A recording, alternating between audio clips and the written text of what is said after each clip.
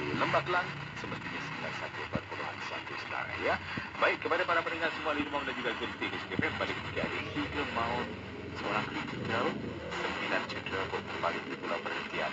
Jadi ada lagi di antara cerita yang melihat hati klubnya ya dalam percutian yang memang tak diperlukan kemayatan berlaku. Jadi lagi yang berlaku pada klubnya ya.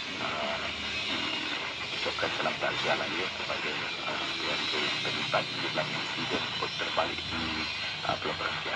Okey, jadi kepada para pendengar semua yang bersama dengan pada ketika ini akan kita masuk bersama dengan kita jadi kepada para pendengar semua yang penting dan juga bersama dengan Cik pada ketika ini seketika nanti bersama dengan sebuah lagu daripada dan juga lama pula cuaca panas. Oi. Sorry. Hei, lambatlah. Sorry lah, lambat sikit je.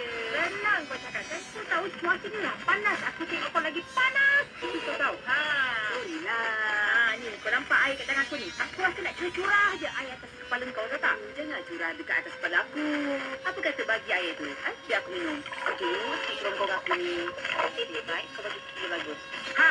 Sebabkan kau lambat, jom kau belanja aku air batu campur. Air batu campur? Dan kau sejuk, aku lagi sejuk. Cuaca panas boleh menjejaskan prestasi badan dan meningkatkan risiko dehidrasi. Jadi, kurangkan diri terdedah kepada cuaca panas terlalu lama dan minum air secukupnya. Bersama kami dalam Gerak Asyik.